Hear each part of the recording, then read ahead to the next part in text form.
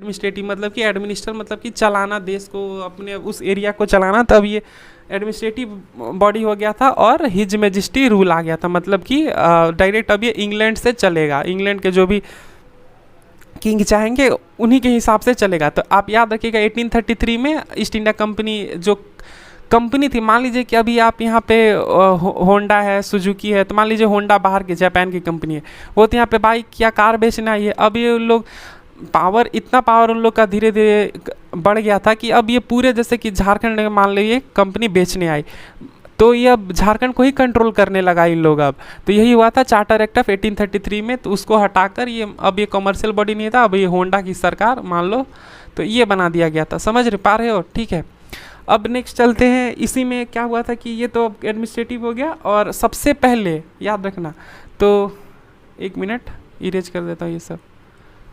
Okay wait,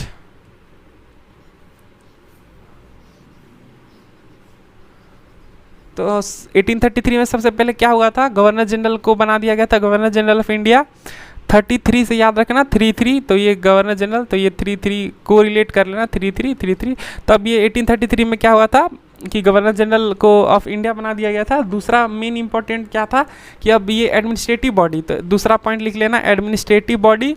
और तीसरा है आपका ये हो गया था, सबसे पहले अटेम्प्ट किया था सिविल सर्विसेज, जो कि जिसकी आप प्रिपरेशन कर रहे हो, सिविल सर्विसेज इंट्रोड्यूस किया गया था, मतलब अटेम्प्ट किया गया था सिविल सर्विसेज इंट्रोड्यूस करने का। हुआ नहीं था लेकिन अटेम्प्ट किया गया था, जिसको कोर्ट ऑफ डायरेक्टर जो थे उन्होंने अपोज किया।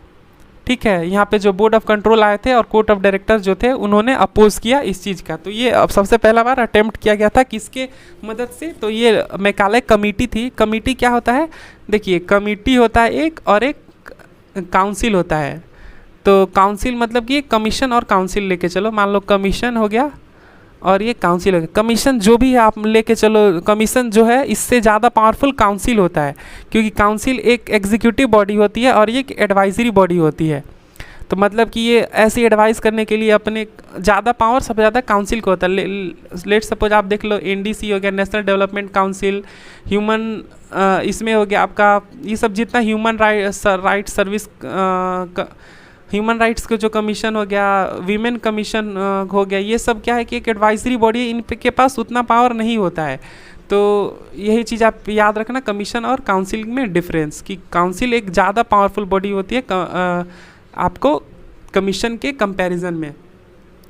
अब आते हैं कि ये सिविल सर्विसेज हो गया था, और ये किसके कौन से कमेटी मतलब कि 4-5 लोग मिलकर एक कोई भी चीज़ को, आपको पता होगा कि बनाने के लिए कमेटी बनती है जो एडवाइस करते हैं। तो ये मैकाले कमेटी, सॉरी ये क्यों है, मैकाले कमेटी के रिकमेंडेशन पे ये लाया गया था, लेकिन कोर्ट ऑफ डायरेक्टर ने अपोज कर दिया, तो ये नहीं हो पाया। तो आप ये लिख लेना। अब आते हैं चार्टर एक्ट ऑफ 1833 है हो गया।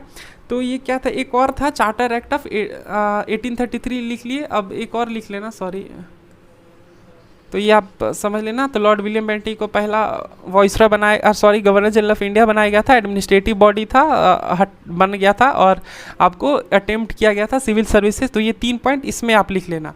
एक और था आप लिख लेना 1813 में, चार्टर एक्ट ऑफ 1833 से पहले आया था 1813 में, तो हर 20 साल पे आता था, 13 से 33। 1813 में क्या हुआ था कि क्रिश्चियन मिशनरी इसी के टाइम पे आई थी। क्रिश्चियन मिशनरी जो आप देखते हो, जो भी स्कूल है आपके आसपास आपको पता होगा, तो उस टाइम पे क्रिश्चियन मिशनरी बहुत प्रोपेगेट करती थी कि आप मेरे धर्म में कन्वर्ट हो जाओ, हम आपको खाना देंगे। तो मदर टेरेसा वगैरह ये सब क्रिश्चियन मिशनरी में ही आती थी। तो 1833 में था, और इसका क्या था कि एक ये लॉ लाया गया था 1833 में, क्रिश्चियन मिशनरी आई थी लॉ के वो में, और इसमें क्या था कि 10,000 अब वो एजुकेशन पे स्पेंड करेंगे। तो आप अगर कोई भी बड़ा शहर में जाओगे तो सेल गेल अगर ये कोई भी कंपनी रहती है तो वो अपने हिसाब से स्कूल बनाते हैं, हॉस्पिटल बनाते हैं चलाने के लिए। कोई भी टाउनशिप वाला एरिया हो गया तो वहाँ आप स्कूल देखोगे, हॉस्पिटल देखोगे, कॉलेज देखोगे, तो वो अपने आसपास के लोग, क्योंकि वो ज़मीन लेकर बनाते हैं उस एरिया में, तो उस एरिया में डेवलपमेंट के लिए स्कूल बनता है, हॉस्पिटल बनता है। तो ये आप देख लेना। तो सब इसमें क्या था कि ईस्ट इंडिया कंपनी अब 10,000 रुपये एजुकेशन पे स्पेंड करेगी। ठीक है, तो ये हुआ था। और ईस्ट इंडिया कंपनी का जो मोनोपोली था कि सिर्फ ईस्ट इंडिया कंपनी भारत में रहेगी, वो अब ख़त्म हो चुका था। मोनोपोली खत्म हो चुका था। तो एक क्वेश्चन पूछ देगा कि कौन से एक्ट के थ्रू मोनोपोली को हटाया गया था, क्रिश्चियन मिशनरी आए थे। तो हर चीज़ में देखो ये मैं आपको 3-3 पॉइंट ही बता रहा हूँ, 3-3 पॉइंट याद कर लोगे तो ये आपको हमेशा के लिए रहेगा। और देखो एक बार में तो ये होने वाला है नहीं, तो आपको बार बार रिवाइज करना होगा। तो 1833 में आप लिख लेना 3 पॉइंट। तो पहला पॉइंट क्या था, आपको मोनोपोली हटा दिया गया था और क्रिश्चियन मिशनरी आए थे और 10,000 एजुकेशन में आने वाला था। अब आते हैं चार्टर एक्ट ऑफ 1833 में। तो चार्टर एक्ट ऑफ 1833 में क्या हुआ था कि लेजिस्लेटिव बॉडी पूरा, इसमें चार्टर एक्ट ऑफ 1833 में लेजिस्लेटिव और एग्जीक्यूटिव इसके तीनों अलग, दोनों को अलग अलग कर दिया था और दोनों के अलग अलग फंक्शन हो गए थे। और इसमें 6 मेंबर असिस्ट करने के लिए दे दिया गया था, 6 मेंबर रहेंगे असिस्ट करने के लिए गवर्नर जनरल के लेजिस्लेटिव काउंसिल में। तो पहले अब क्या था कि 1833 में तो गवर्नर जनरल ऑफ इंडिया बन गए थे, तो अब इसमें गवर्नर जनरल ऑफ इंडिया को असिस्ट करने के लिए 6 मेंबर रहेंगे। तो आप ये पॉइंट लिख लेना कि एग्जीक्यूटिव और लेजिस्लेटिव, पहला पॉइंट हो गया कि separation of executive and legislative, पहला पॉइंट ये हो गया। दूसरा आप लेके चलो कि इसमें क्या हुआ था कि सेंट्रल लेजिस्लेटिव काउंसिल बना था, एक सेंट्रल लेजिस्लेटिव काउंसिल बना था। और काउंसिल का वो पता है कि ये ज़्यादा पावरफुल बॉडी होती है कमीशन के कंपैरिजन में। तो सेंट्रल लेजिस्लेटिव काउंसिल, जिसको मिनी पार्लियामेंट भी बोलते हैं, मिनी पार्लियामेंट। तो मिनी पार्लियामेंट पूछ देगा कि कौन से एक्ट के थ्रू बना था, तो ये चार्टर एक्ट ऑफ 1833। तो सेंट्रल लेजिस्लेटिव काउंसिल को ही मिनी पार्लियामेंट बोला जाता था। और जो कोर्ट ऑफ डायरेक्टर्स थे, कोर्ट ऑफ डायरेक्टर्स के जो अब इसमें क्या था कि 24 मेंबर हुआ करते थे, 24 से घटाकर 18 कर दिया गया था। तो 1853 में ये हुआ था। आपको पूछ देगा कि आप बताइए, चलिए बताइए कि कोर्ट ऑफ डायरेक्टर किस एक्ट के थ्रू आए थे। आंसर यही अभी इसी 5 में से है। चलिए, तो कोर्ट ऑफ डायरेक्टर्स आए थे, पिट्स याद है, पिट्स जो किंग थे वो अपने कंट्रोल करने के लिए एक लॉ ला दिए थे, क्योंकि हर 20 साल पे आता था, लेकिन उन्होंने जल्दबाजी में अपना एक खुद का एक्ट ला दिया था। तो ये कोर्ट ऑफ डायरेक्टर्स इसी से आए थे, पिट्स इंडिया एक्ट में। तब ये 18 मेंबर बच चुके थे। अब क्या था कि जो 1833 में आपको पता है कि सिविल सर्विसेज इंट्रोड्यूस किया गया था, लेकिन बोर्ड ऑफ कंट्रोल ने उसको कोर्ट ऑफ डायरेक्टर जो कि पिट्स इंडिया एक्ट से आए थे, तो उन्होंने क्या किया था कि नहीं, ये चीज़ नहीं रहेगा और इसको हटा दिया गया था। अब क्या था कि सबसे पहला बार सिविल सर्विसेज इंट्रोड्यूस होने वाला था, जिसकी आप प्रिपरेशन कर रहे हो। तो इसी टाइम पे 1853 में ही सिविल सर्विसेज इंट्रोड्यूस किया गया और इंडियन और ब्रिटिशर्स दोनों इस दे सकते थे, इंडियन प्लस ब्रिटिशर्स दोनों दे सकते थे। लेकिन इंडियन आपको पता है कि उस टाइम पे 6-7 क्लास तक तो इंग्लिश में ही पढ़ा करते थे, तो इसका एज होता था 21 साल के आसपास इसका एज होता था। तो ज़्यादा हम लोग क्वालिफाई नहीं कर पाते थे, लेकिन कुछ महापुरुष जो थे उन्होंने क्वालिफाई कर दिया था, जैसे कि आप सुभाष चंद्र बोस को ले सकते हो। तो अब क्या था कि इसमें यही आप 3 पॉइंट लिख सकते हो, तो ये उतना इंपॉर्टेंट नहीं है, तो मैं इसको इरेज कर देता हूँ। तो 3 पॉइंट ही आपको लिखना है। तो पहला हो गया separation from executive and legislature, दूसरा हो गया सेंट्रल लेजिस्लेटिव काउंसिल बढ़ा दिया गया, और ये तीसरा हटा देता हूँ मैं, और इसमें सिविल सर्विसेज इंट्रोड्यूस किया गया था। तीसरा आप लिख लो सिविल सर्विसेज। ये 3 ही पॉइंट आप लोग पढ़ो, बाकी बात में आप पढ़ते रहना। जब क्वेश्चन करोगे, प्रीवियस ईयर क्वेश्चन करोगे, तो आपको पता लग जाएगा। अब इसके बीच क्या होता है कि 1857 में आपका रिवोल्ट हो जाता है, जो इसको कुछ लोग बोलते हैं कि नहीं ये बस एक सिपाही म्यूटिनी थी, मतलब कि कुछ सिपाही विद्रोह कर दिए थे। कुछ लोग बोलते हैं नहीं ये फर्स्ट वार ऑफ इंडिपेंडेंस था। तो ये बहुत सबके अलग अलग थॉट है। अंग्रेज तो कभी बोलेंगे नहीं कि ये वॉर ऑफ इंडिपेंडेंस था, वो अपने बेइज्जती को छुपाने के लिए वो तो बोलेंगे नहीं, लेकिन इंडियंस बोलते थे ये फर्स्ट वॉर ऑफ इंडिपेंडेंस था। लेट्स सी कितना मिनट का हो गया ये। चलिए, तो अब आते हैं गवर्नमेंट ऑफ इंडिया एक्ट 1858 पे। तो ये अब आया था, अब 1897 आपको पता है फर्स्ट वार ऑफ इंडिपेंडेंस हुआ था। तब उसको कंट्रोल करने के लिए अब होता क्या कि मान लीजिए अभी अब जवाबदेही ना हो गया, ईस्ट इंडिया कंपनी थे उस टाइम पे कंट्रोल करे, तब इन्हीं के टाइम पे रिवोल्ट हो गया। तो अब इसको क्या किया कि अब नहीं भाई, चलो तुम अब बोरिया बिस्तरा बांधो और आ जाओ इंग्लैंड वापस। तो ईस्ट इंडिया कंपनी को वापस बुला लिया गया। अब ईस्ट इंडिया कंपनी को वापस बुला दिया गया, तो इसका तो पूरा इंडिया में साम्राज्य था, ठीक है। तब इसको तो कंट्रोल करने के लिए कोई चाहिए। तो अब क्या था कि अब डायरेक्ट ब्रिटिश क्राउन, जो क्राउन रहता है उनको ब्रिटिश क्राउन, मतलब कि अब डायरेक्ट ब्रिटिश लोग ही कंट्रोल करेंगे। तो उसमें क्या था कि गवर्नर जनरल ऑफ इंडिया हुआ करता था। अब क्या है कि डायरेक्ट अब 2 आदमी रहेंगे। तो गवर्नमेंट के साइड से, जो इंग्लैंड की गवर्नमेंट साइड थे, उधर से रहेंगे आपको सेक्रेटरी ऑफ स्टेट, और इंडिया में एक वॉइसरॉय अपॉइंट होगा।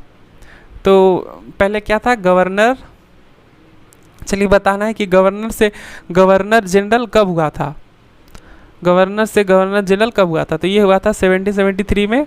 और गवर्नर जनरल से गवर्नर जनरल ऑफ इंडिया ये कब हुआ था, तो ये हो गया था आपको 1833 में, ठीक है। और गवर्नर जनरल से वॉइसरॉय, अब यही पोस्ट को बढ़ा दिया गया था, लेकिन इसमें क्या होता था, ये सब होते थे ईस्ट इंडिया कंपनी के। अब ये जो वॉइसरॉय थे, क्योंकि अब ईस्ट इंडिया कंपनी चूंकि रहा नहीं, तो अब ये क्या हो गया कि ये वॉइसरॉय हो गया। तो वॉइसरॉय कब बना दिया गया, 1858 में, समझ रहे हो। तो अब चलते हैं, अब क्या था कि अब ईस्ट इंडिया कंपनी तो हट गया, अब इंडिया, तो इस इंडिया में तो पहले ट्रेड हुआ था, अब एक इंडिया ऑफिशियल कॉलोनी हो गया, किसका, ब्रिटेन का। बाकी जो थे स्पेनिश, डच, ये सब तो थे ही, लेकिन अभी हम सिर्फ ईस्ट इंडिया कंपनी को ही रिलेवेंट, क्योंकि उन्होंने पूरा रूल किया था। तो अब आपको पता, गवर्नमेंट ऑफ इंडिया अब कॉलोनी बन गया, तो अब एक्ट भी आएगा। तो सबसे पहले इसमें क्या हुआ था, फर्स्ट में वॉइसरॉय बना दिया गया था। ये आप लिखते रहना, ठीक है, यही पॉइंट आपको रहेगा, और आज जो अभी पढ़े शाम को रिवीजन कर लोगे तो ये पूरा आपको याद हो जाएगा। तो वॉइसरॉय सबसे पहले कौन थे, लॉर्ड कैनिंग। तो ये फर्स्ट कैनिंग, CANNING, तो फर्स्ट वॉइसरॉय थे। अब क्या था कि जो उसमें था board of control plus court of directors, इसको हटा दिया गया। अब और जो बोर्ड ऑफ कंट्रोल और कोर्ट ऑफ डायरेक्टर हटा दिया गया। और ये जो आप याद रखिएगा कि एक टर्म था ड्यूअल गवर्नमेंट, तो ड्यूअल गवर्नमेंट वही जो पीट्स इंडिया कंपनी में आया था, ठीक है, पीट्स इंडिया एक्ट में आया था, पीट्स इंडिया एक्ट में। तो उसी में ड्यूअल गवर्नमेंट उसी को बोलते हैं कि एक कोर्ट ऑफ डायरेक्टर्स था और एक बोर्ड ऑफ कंट्रोल था, तो उसी को ड्यूअल गवर्नमेंट बोलते हैं। तो इसका हटा दिया गया, तो ये कोर्ट ऑफ डायरेक्टर्स और बोर्ड ऑफ कंट्रोल हटा दिया गया। तो 2 पॉइंट हो गया। अब आ गया क्या था कि तीसरा क्या, ओह शिट, हाँ, तो तीसरा पॉइंट आप लिख लेना कि अब ये सेक्रेटरी ऑफ स्टेट जो कि ब्रिटेन से अपॉइंट होकर आएंगे, तो ये आपको सेक्रेटरी ऑफ स्टेट हो गया, जो कि एक प्योरली एडवाइजरी बॉडी थी जो वाइसरॉय को एडवाइस करे। तो ये 15 मेंबर इसमें थे जो एडवाइस करेंगे सेक्रेटरी ऑफ स्टेट वाइसरॉय को। चलिए, तो ये आप 3 पॉइंट लिख लो, वॉइसरॉय और बोर्ड ऑफ कंट्रोल और कोर्ट ऑफ डायरेक्टर्स को हटा दिया गया। तो ये बोर्ड ऑफ कंट्रोल था, बोर्ड ऑफ कंट्रोल और कोर्ट ऑफ डायरेक्टर्स, इसको अबॉलिश कर दिया गया। अब सेक्रेटरी ऑफ स्टेट और वॉइसरॉय। चलिए, अब आते हैं इंडियन काउंसिल एक्ट ऑफ 1858 ये हो गया। अब नेक्स्ट देखते हैं, ओके, अब आता है Indian council act 1861। Okay, sorry, हाँ, जो भी बोलो, गवर्नमेंट ऑफ इंडिया एक्ट 1861 या इंडियन काउंसिल एक्ट 1861, तो ये ज़्यादा बड़ा है नहीं। तो देखिए, इसको आप गवर्नमेंट ऑफ इंडिया भी एक्ट बोल सकते हो और इंडियन काउंसिल एक्ट भी बोल सकते हो। चलो अब चलते हैं 1861 पे।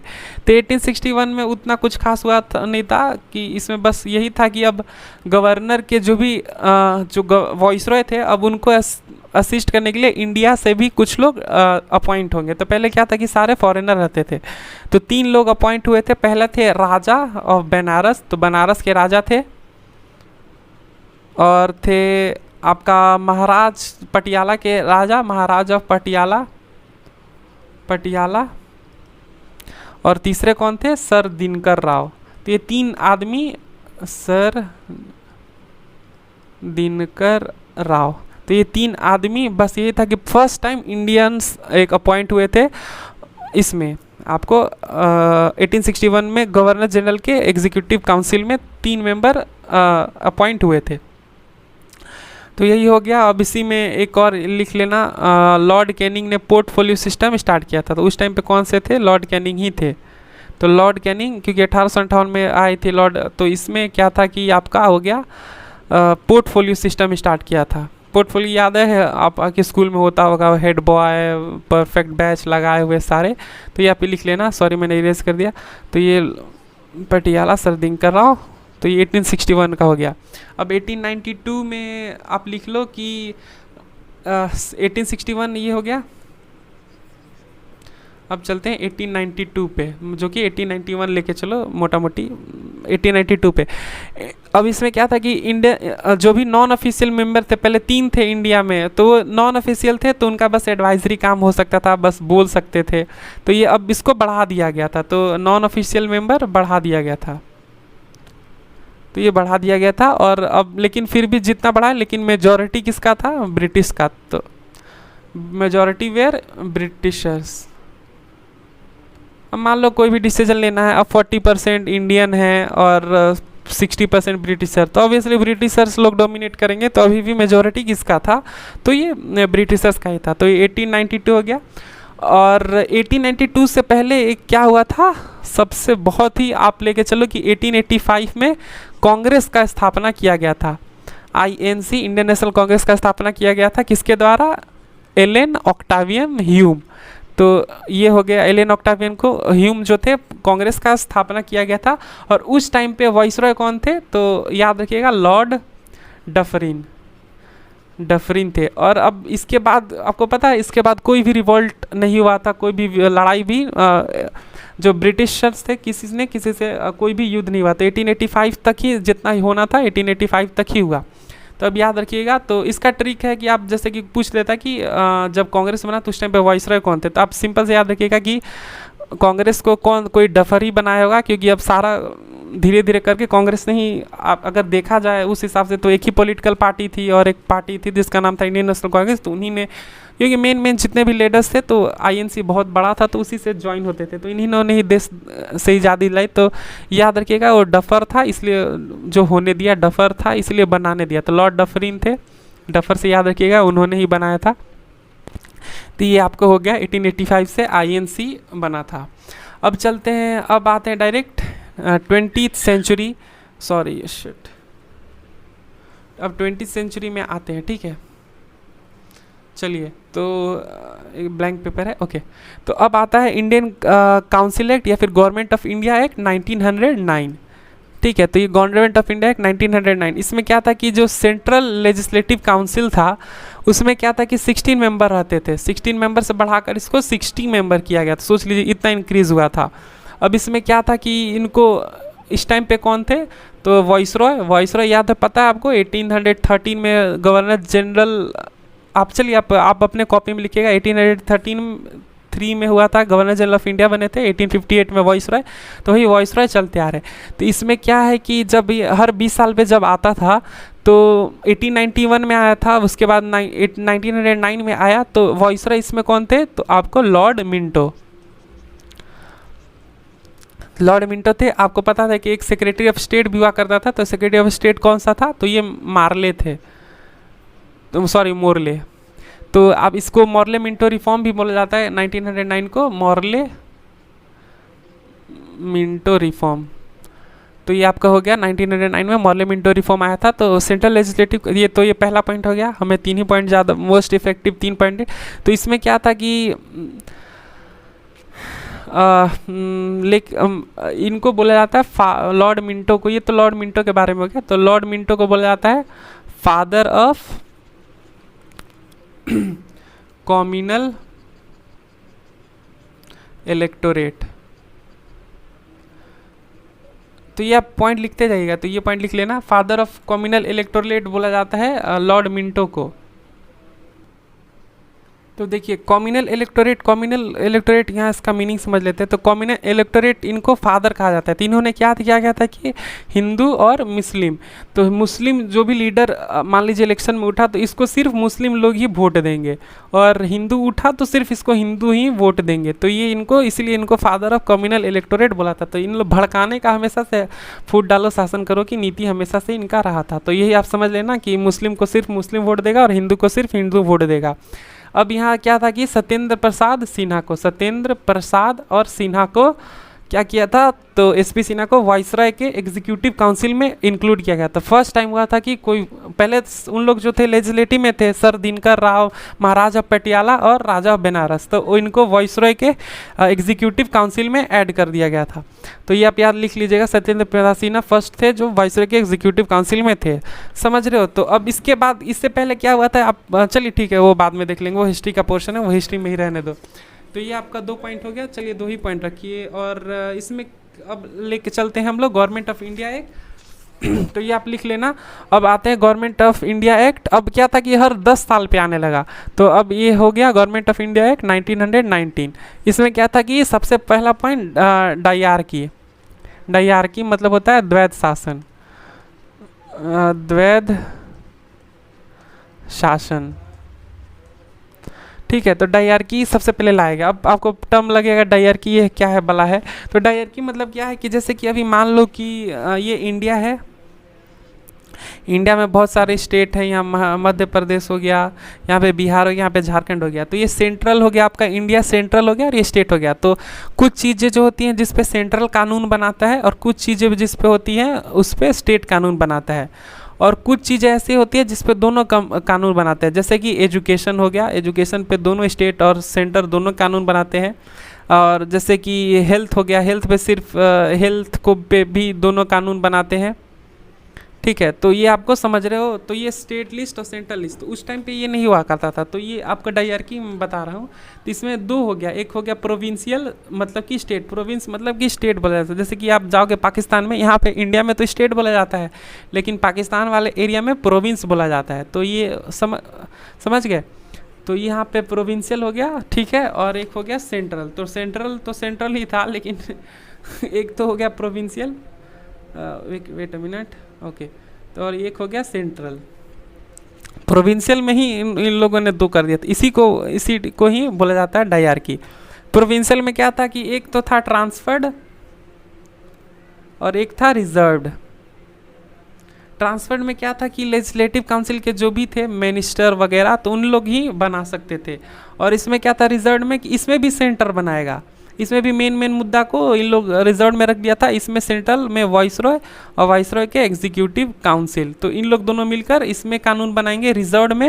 लेकिन प्रोविंशियल सिर्फ किस में बनाएगा, ट्रांसफर में। तो समझ रहे हो कि इसमें भी दिया तो उसमें भी बांट दिया, और बांटा तो छोटा छोटा तुम रख लो, बड़ा बड़ा पे हम बनाएंगे। और बड़ा पे इन लोग यहाँ पे बना ही रहा था, और यहाँ पे भी बना रहा था, और यहाँ पे भी रिजर्व में और सेंट्रल में यहाँ पे भी उन लोग बनाने लगे। और दूसरा क्या हुआ था कि ये आपका हो गया फर्स्ट पॉइंट हो गया डायरकी। अब दूसरा पॉइंट लेके चलो। तो दूसरा क्या हो गया, बाइकैमरलिज्म।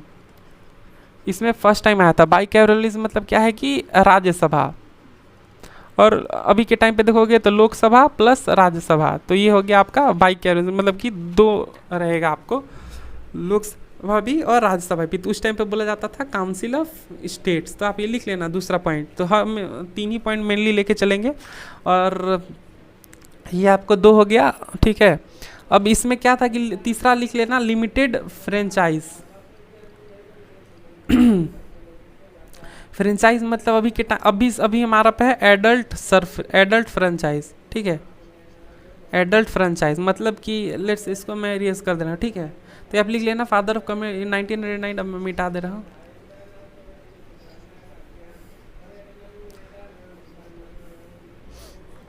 तो ये लिख लेना लोकसभा राज्यसभा। तो ये बाइकैमरलिज्म। अब है यहाँ पे आपका ओके। तो लिमिटेड फ्रेंचाइज अभी है एडल्ट सफरेज पे, मतलब कि जो भी 18 साल से ऊपर है वो वोट दे सकता है। उस टाइम पे क्या था, लिमिटेड फ्रेंचाइजर था। किसमें तो जो सबसे ज़्यादा जो टैक्स देता है वो सिर्फ वोट देगा, ठीक है। जो सबसे ज़्यादा पढ़ा लिखा है वो वोट देगा, एजुकेशन, और जिसके पास प्रॉपर्टी सबसे ज़्यादा है तो वो वोट देगा। और इसमें क्या था कि देख ही ले रहे हो कितना ये रूथलेस इन लोग बनाते थे, जो भी काम किया करते थे। तो ये सिर्फ बांटने का काम, सोच रहे हो, सिर्फ गरीब आदमी वोट नहीं दे सकता है, अनपढ़ आदमी वोट नहीं दे सकता है, जो टैक्स नहीं पे कर रहा है वो वोट नहीं दे सकता है। और लॉर्ड मिंटो ने तो सिर्फ हिंदू मुस्लिम किया था, इन्होंने एक स्टेप आगे कर दिया था। वेट अ मिनट,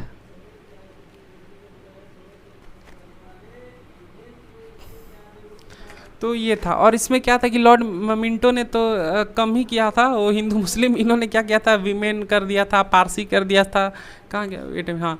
तो हिंदू मुस्लिम, और इसने क्या था किया था 1919 में, हिंदू मुस्लिम तो था ही, सिख को भी डाल दिया, जो भी छोटे माइनॉरिटी रिलीजन है उनको भी डाल दिया, वीमेन को भी डाल दिया। तो इसने और एक लेवल पे बढ़ाना स्टार्ट कर दिया था। तो ये हो गया आपका 1909 में। अब आते हैं जो कि है 1927 में। चलिए 1927 में जिसको बोला जाता है साइमन कमीशन। तो ये 19 आना था इसको 1928 में, लेकिन आ गया कहाँ, ये 1927 में ही। मतलब आना तो चाहिए था कायदे से 1929 में, क्योंकि हर 10 साल पे आता था। तो 1909, 1919 और ये 1929 में आना था, लेकिन आ गया ये 27 में। तो याद रखिएगा स से साइमन, स से 7, मतलब कि 7 मेंबर आए थे। इसी में एक मेंबर थे क्लीमेंट इटली, जो कि जब भारत आज़ाद हो रहा था तो उस टाइम पे एक प्रधानमंत्री थे, उनके ब्रिटेन के प्रधानमंत्री थे। तो आप वो अभी ज़रूरी नहीं है, लेकिन आप याद रखिएगा स से साइमन, स से साइमन का 7 मेंबर, और ये 27 आना था 27 में, लेकिन आया था 28 में। ठीक है, तो ये स से साइमन, स से 7 मेंबर और स से 27, ये आप याद रखिएगा। इसको बेसिकली अबॉलिश कर दिया गया था। इसी में आपको लाला लाजपत राय को मृत्यु हो गई थी इसी में लाठीचार्ज के दौरान। तो यहाँ हो गया आपका। तो इसमें क्या था कि ज़्यादा आपको लेना देना है, क्योंकि इसको पूरा तरह से बाइकआउट कर दिया गया था। लेकिन आप देख लो इसमें क्या था कि सेंट्रल लिस्ट था, प्रोविंशियल लिस्ट था, और ये कंकरेंट लिस्ट था। मतलब कि इसमें सेंट्रल कानून बनाएगा, प्रोविंशियल बनाएगा, इसमें दोनों बनाएगा। इसमें क्या था कि, और क्या था कि इसमें जो भी 7 मेंबर थे वो ब्रिटेन के थे, इंडिया का कोई मेंबर नहीं था, इसलिए इसको एबॉलिश कर दिया गया। अब आते हैं गवर्नमेंट ऑफ इंडिया एक्ट 1935। यहीं से हमारा जितना कानून है ऑलमोस्ट 60% to 40% to 60% यहीं से लिया गया है। इसमें क्या था कि जो ये सेंट्रल प्रोविंशियल कंकरेंट था, सबसे पहले उसको हटा दिया गया। तो एबॉलिश डायरकी, ठीक है, डायरकी को हटा दिया गया। याद रखिएगा 1919 में उसी टाइम वर्ल्ड वॉर स्टार्ट हो गया था, वर्ल्ड वॉर फर्स्ट स्टार्ट हो गया था। तो डायरकी को एबॉलिश कर दिया गया। और दूसरा हो गया आपका प्रोविंशियल ऑटोनॉमी। प्रोविंशियल ऑटोनॉमी दिया गया, मतलब कि जो भी प्रोविंस थे उनको अपने हिसाब से कानून बना सकते, अपने हिसाब से चल सकते, लेकिन ब्रिटेन के कंट्रोल में ये कर दिया गया। और यहाँ पे 3 लिस्ट बनाया गया, मतलब कि अब एक पूरे कंट्रोल में चलेगा। तो ये फेडरल लिस्ट हो गया, प्रोविंशियल लिस्ट हो गया, और ये कंकरेंट हो गया। तो इसमें 36 ऐसे चीज़ थे जिसपे कंकरेंट में दोनों मिलकर कानून बनाएंगे। प्रोविंस में हो गया 54 और ये यहाँ पे हो गया 59। लेट में आवाज़ आ रही है, एक सेकेंड में चेक कर ले रहा हूँ। ओके, तो ये 3 लिस्ट थे, समझ गए। और बाईकैमरलिज्म 6 प्रोविंस, मतलब कि 6 स्टेट में 11 में से 6 स्टेट में बाईकैमरलिज्म आया। ठीक है, और इसमें आपको क्या, ये 2 हो गया।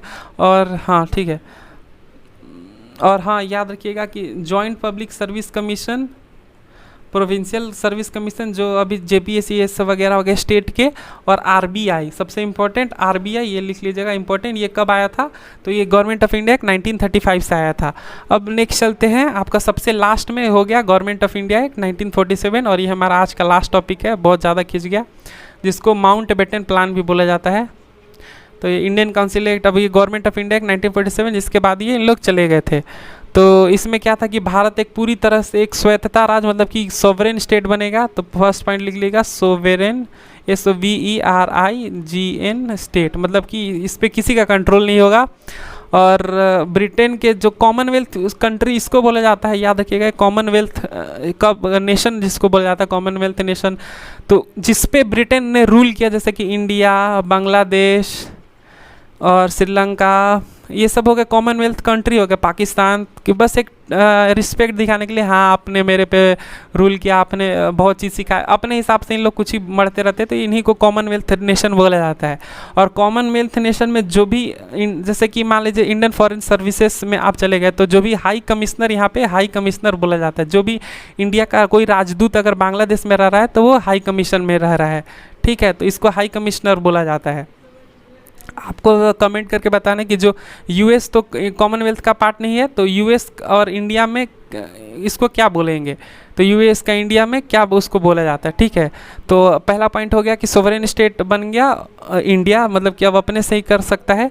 और बस यही था, इंडिया फाइनली आज़ाद हो चुका था। और MN रॉय जिसको बोला जाता है पायोनियर, मतलब कि इन्हीं की वजह से कम्युनिस्ट मूवमेंट स्टार्ट हुआ था।